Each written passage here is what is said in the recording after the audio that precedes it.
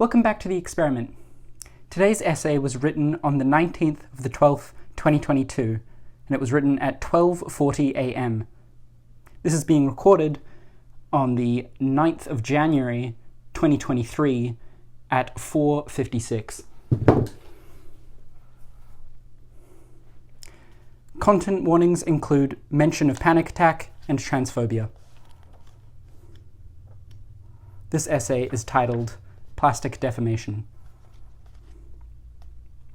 My first hobby that involved the deformation of plastic was Bakugan Battle Brawlers. This wonderfully alliterative game fascinated me as a child. I owned a small handful of these round plastic transforming toys, as well as their corresponding cards. Like most toy games I played as a child, I never learned the rules. After writing the previous sentence, I have since watched a short video tutorial on how to play. It's amusing. I like these rules. It's sort of like marbles, but obviously closer to a Pokemon battling game. It has several very charming rules. The youngest player goes first, for example. That's always cute. You roll your Bakugan from 2 cards lengths away. This is also an adorable method of standardization to me. I wouldn't have cared about these rules as a child, though, and that's probably why I never learned the rules. What I was interested in was the way these gizmos clicked and transformed at the touch of a weak magnet. Instantly, these delicately crafted spheres would spring into a somewhat abstract form of a monster of some kind. I would spend long periods of time repeatedly unleashing the Bakugan and then carefully folding them back into spheres. These Bakugan were predictable, yet interesting. I felt as though I had mastered their forms, and this made me feel like a scholar. Even at a young age, I was fascinated by the act of careful planning.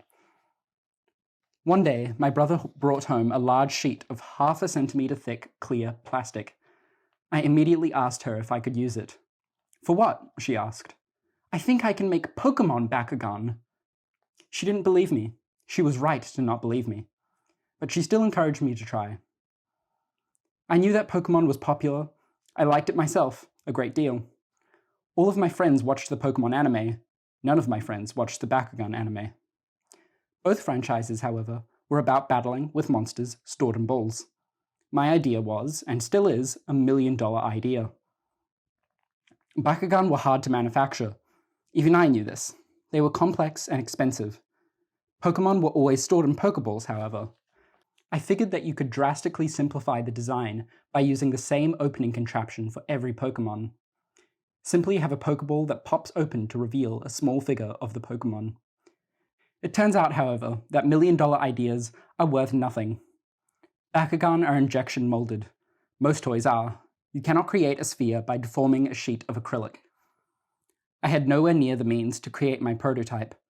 For weeks, I would return to this sheet of plastic and carefully bend it slightly, being careful not to snap it. I knew it was futile, so eventually I gave up. In 6th grade, my new friend Joe introduced me to scale military model kits. My first kit that I bought was a cheap off-brand Merkava Israeli tank. I didn't know anything about tanks, and after a few years in the hobby, I still didn't know anything about them, but I did know that I was anti-militant. I didn't build these kits because I liked tanks or because I liked war. I built them because they allowed me to take sheets of plastic sprues and turn them into wonderful and stylish forms.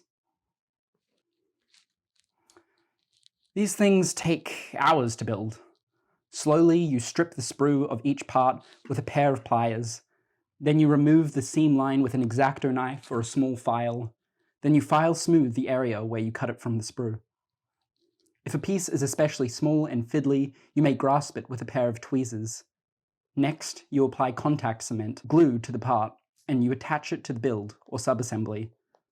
Contact cement chemically melts the plastic so that the part actually fuses with the rest of the build, rather than just sticking to it.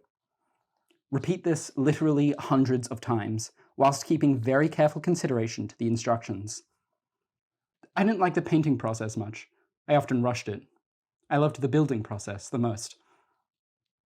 Joe and I were incredibly close friends for a long time, but eventually he started to keep bringing up topics like gun control laws or militarization. We argued. He was slowly going towards the right wing. The last straw came when we started clashing on issues of trans rights. I didn't know I was trans at the time. I didn't know why it hurt me so much to hear my friend being transphobic. Eventually, I broke it off. We stopped being friends. Eventually, he joined the cadets as a child teenager, and then later joined the army as an adult teenager. He dated a girl I once had a brief crush on, and this was interesting to me because I considered them so different.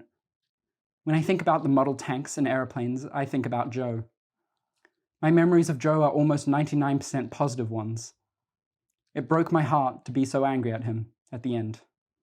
I didn't want to war with him. We both built plastic tanks together, and then we went to war. These instruction sheets were so detailed.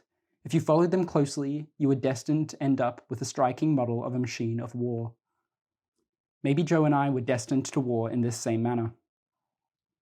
A friend of mine met up with him at a party a few months back. He knows I'm trans, and apparently he's genuinely happy for me. He's learned his lesson about trans people, and that makes me immensely happy. He has turned into a well-adjusted man from what I can tell. I had plenty of my own problems back in high school. I don't hold anything against him. Plastic bends, after all. I'm running out of time before I have to sleep, and I'm committed to writing these in one sitting.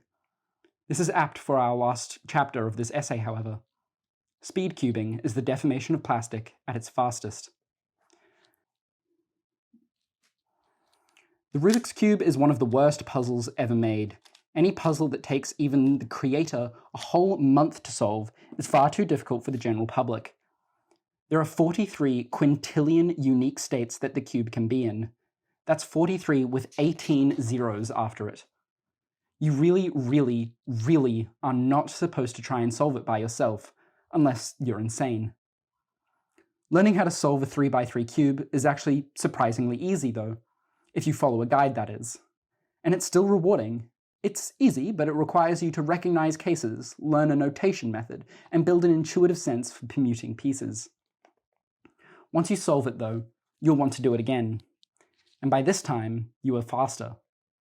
By 11th grade, I could solve the following cubes: a 3x3, a 2x2, a 4x4, a 5x5, a square one, a megaminx, a pyraminx, and a scube.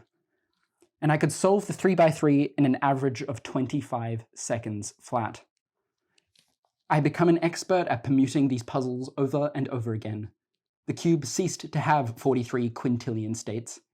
It only had 2. Solved and about to be solved.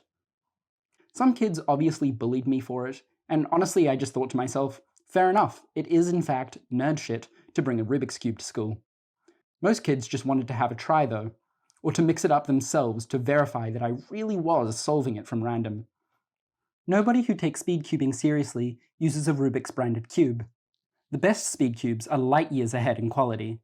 A cube is judged on 4 main qualities: corner cutting, the ability to turn an adjacent face when another is not yet perfectly aligned; stability, how well the cube retains its shape as you turn, so that you can turn more accurately; speed, how much resistance is there when turning a face; and texture, is the cube crunchy or smooth, blocky or fluid? This is a matter of preference.